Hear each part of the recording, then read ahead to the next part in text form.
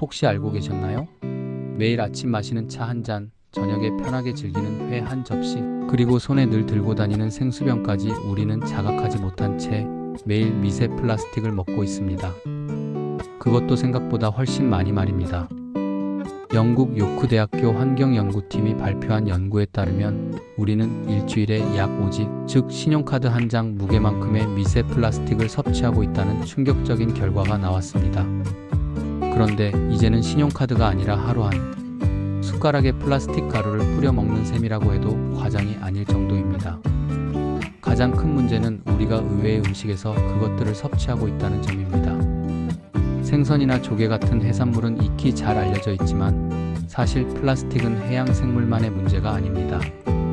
국제환경단체 WWF와 호주의 뉴캐슬 대학교가 공동으로 진행한 글로벌 메타 분석에 따르면 소금, 설탕, 꿀, 맥주, 생수, 차, 티백, 그리고 과일과 채소에서도 미세 플라스틱이 검출되었습니다.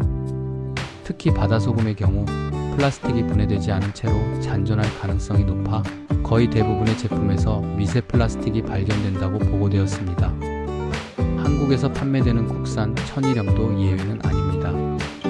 2018년 환경운동연합 조사에서는 국내산 소금 39종 가운데 90% 이상에서 미세 플라스틱이 검출되었습니다. 티백 또한 문제입니다. 단순한 종이로 되어 있다고 생각하기 쉽지만 실제로는 폴리프로필렌이라는 열가소성 플라스틱으로 밀봉되어 있는 경우가 많습니다. 맥길 대학교의 2019년 연구에 따르면 이런 티백 하나에서 116억 개 이상의 마이크로 플라스틱과 30억 개의 나노 플라스틱이 배출되는 것으로 나타났습니다. 즉, 따뜻한 차 한 잔이 아니라 미세 플라스틱 수프를 마시고 있는 셈입니다. 플라스틱 병에 든 생수도 마찬가지입니다. 특히 미네랄 워터나 스포츠 음료처럼 장시간 보관되거나 고온에 노출된 제품의 경우 플라스틱 용기에서 유래된 미세 입자가 물속에 스며들 가능성이 높습니다. 2023년 미국 컬럼비아 대학교 연구진이 발표한 논문에서는 생수 1리터당 평균 24만 개의 미세 나노 플라스틱이 포함되어 있다는 결과도 발표되었습니다. 이러한 미세 플라스틱이 몸속에 들어오면 단순히 찌꺼기로만 머무르지 않습니다. 최근 연구들에 따르면 미세 플라스틱은 체내를 돌아다니며 장벽을 뚫고 혈액, 림프, 심지어 뇌와 태반까지 침투할 수 있는 것으로 나타났습니다.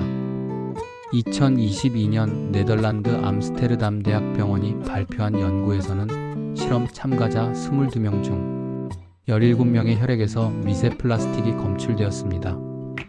이 연구는 세계 최초로 인간의 혈류에서 미세 플라스틱이 발견됐다는 점에서 전 세계적으로 주목을 받았습니다. 그렇다면 몸속에 들어간 미세 플라스틱은 어떤 영향을 미칠까요? 첫째는 염증 유발입니다.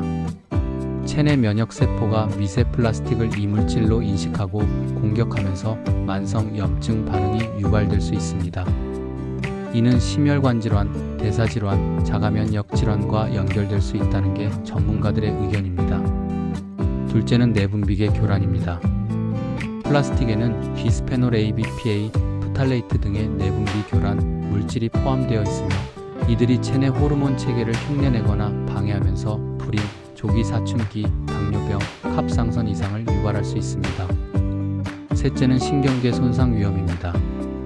미세 플라스틱이 뇌혈관 장벽을 통과해 신경세포에 영향을 줄 수 있으며 장기적으로는 알츠하이머병, 파킨슨병과 같은 퇴행성 신경질환의 가능성을 높일 수 있습니다. 넷째는 암 유발 가능성입니다. 미세 플라스틱이 체내에 장기간 축적될 경우 세포의 유전자 변형을 유발하거나 산화 스트레스를 증가시켜 종양 발생 위험을 높일 수 있다는 동물 실험 결과도 있습니다. 2023년 일본 규슈 대학의 실험에 따르면 쥐에게 장기적으로 미세 플라스틱을 먹였을 때 간, 신장, 대장에서 세포 돌연변이와 조직 손상이 확인되었습니다. 이쯤 되면 한 가지 질문이 떠오릅니다. 그렇다면 도대체 어떻게 피해야 할까요? 완전히 피하는 것은 불가능에 가깝습니다. 하지만 줄이는 것은 충분히 가능합니다. 플라스틱 생수병보다는 유리병이나 텀블러를 사용하시고 티백 대신 잎차를 드시는 것도 좋은 방법입니다. 마트에서 구매하는 채소나 과일은 가능한 한 껍질을 벗기고 흐르는 물에 깨끗이 세척해야 합니다.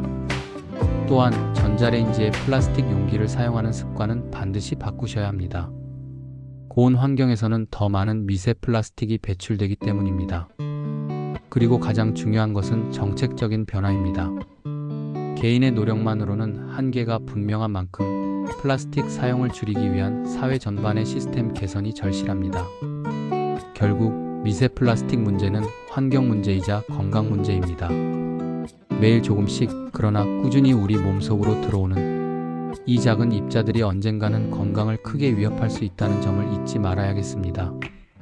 오늘 정보 유익하셨나요? 이런 꿀팁들 앞으로도 계속 전해드리겠습니다. 구독과 좋아요, 건강을 지키는 가장 쉬운 습관입니다.